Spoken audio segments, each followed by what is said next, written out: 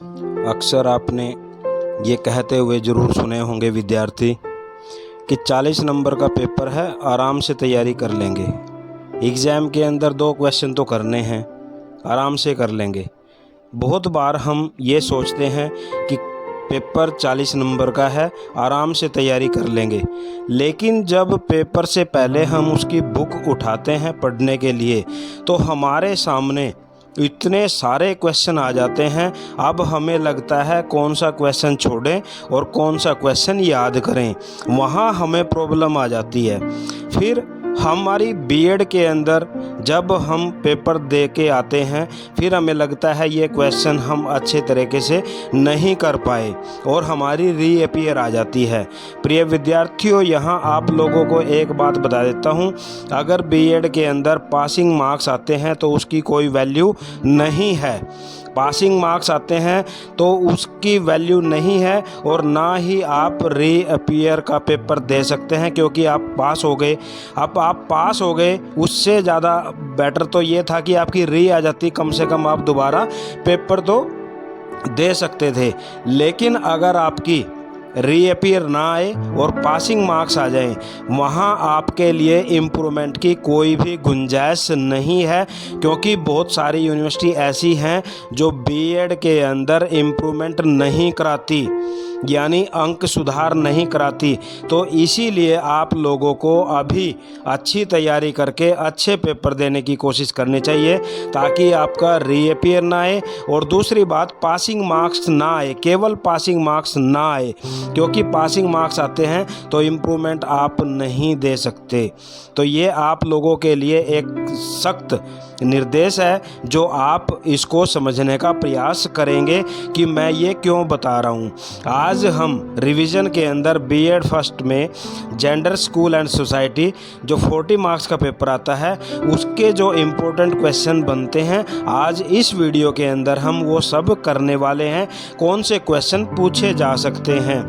स्वागत है आप सभी का डिजिटल केएनएल कोचिंग में।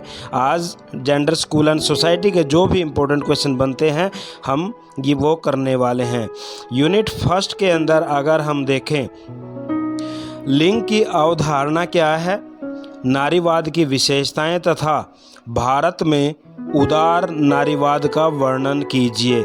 ये एक इम्पोर्टेंट क्वेश्चन बन जाता है। What do you mean by gender, describe the characteristics of feminism, discuss the liberal feminism in India, लिंग तथा शिक्षा के निम्न सिद्धांतों का वर्णन कीजिए। आपके सिलेबस के अंदर 4 थ्योरी दे रखी हैं, यहाँ पर जेंडर स्कीमा थ्योरी और कॉग्निटिव डेवलपमेंट थ्योरी, आप ये थ्योरी कर सकते हैं। उसके बाद नेक्स्ट आ जाता है, लिंग पहचान से आपका क्या अभिप्राय है, परिवार, विद्यालय तथा दूसरे औपचारिक और अनौपचारिक संगठनों में लिंग पहचान संबंधी समाजीकरण व्यवहार का वर्णन करो। What do you mean by gender identity, describe socialization practices in family and other formal and informal organizations related to gender identities. Next आ जाता है, समाजीकरण क्या है, समाजीकरण की विशेषताएं और समाजीकरण को प्रभावित करने वाले तत्व, समाजीकरण के कौन कौन से साधन हैं और शिक्षा की क्या भूमिका है। What is socialization, characteristics, factors affecting socialization, agencies and role of education.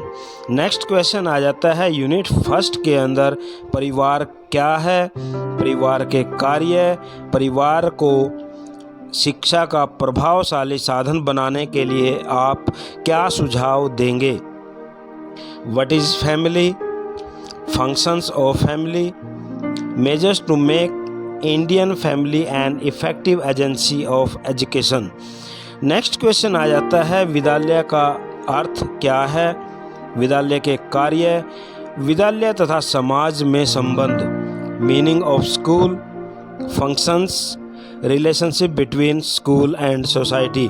ये मोस्ट इम्पोर्टेंट क्वेश्चन है जो बहुत बार एग्ज़ाम के अंदर पूछा गया है। उसके बाद नेक्स्ट क्वेश्चन की अगर बात की जाए, समाजीकरण क्या है, समाजीकरण की विशेषताएं, प्रभावित करने वाले तत्व, ये अभी मैंने आप लोगों को बता ही दिया है। उसके बाद अगर नेक्स्ट क्वेश्चन देखें यूनिट सेकंड में, और यूनिट सेकंड के अंदर नेक्स्ट क्वेश्चन दे रखा है, निष्पक्षता तथा समानता से आपका क्या अभिप्राय है? विशेषताएं, शिक्षा में अवसरों की असमानता के कारण तथा दूर करने के उपाय। What do you mean by equity and equality? Characteristics, causes of inequality and suggestions for removing inequality.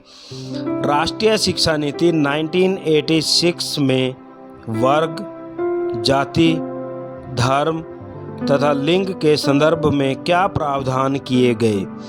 What provisions are made in National Education Policy 1986 related to class, caste, tribe, religion and gender? लिंग समानता का अर्थ, आवश्यकता तथा महत्व। Meaning of gender equality, need and importance. ये एक important question बन जाता है। उसके बाद नेक्स्ट क्वेश्चन है, विद्यालय में लिंग असमानता का क्या अर्थ है? नई शिक्षा नीति द्वारा लिंग असमानता को दूर करने के प्रयासों का वर्णन करो। Meaning of gender inequality in school. Describe the efforts of new education policy to remove the gender inequality. Bharat में स्त्रियों की स्थिति क्या है, उनकी समस्याएं क्या हैं तथा समाधान। महिला सशक्तिकरण तथा भारत में महिला सशक्तिकरण के लिए क्या कदम उठाए गए हैं? What is the status of women in India? Problems and efforts to solve their problems. Women empowerment and steps to taken for women empowerment in India. लड़कियों की शिक्षा को बढ़ावा देने के सुझाव। Suggestions for girls education.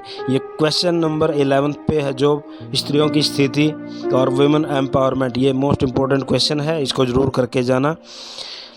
उसके बाद नेक्स्ट क्वेश्चन आ जाता है, शिक्षा के उद्देश्यों तथा स्त्री शिक्षा के लिए किए गए प्रयास तथा जो विभिन्न आयोग हुए हैं और समितियां हुई हैं, उन्होंने स्त्री शिक्षा के लिए क्या क्या प्रयास किए हैं।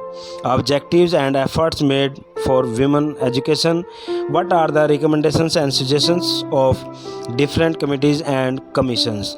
तो प्रिय विद्यार्थियों, ये थे आप लोगों के लिए मोस्ट इम्पोर्टेंट क्वेश्चन जो जेंडर, स्कूल एंड सोसाइटी के अंदर आपके एग्ज़ाम के अंदर पूछे जा सकते हैं। इनको ज़रूर करके जाना। आपका 100% जो पेपर है आपका इन्हीं क्वेश्चन में से मिलने वाला है।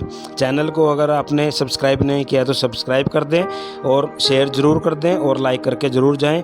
और जो चैनल की डिस्क्रिप्शन है, यानी जो इस वीडियो की डिस्क्रिप्शन है, उस डिस्क्रिप्शन के अंदर इन सभी क्वेश्चनों का लिंक दे रखा है, वहाँ से आप अपनी तैयारी कर सकते हैं। Thanks to all.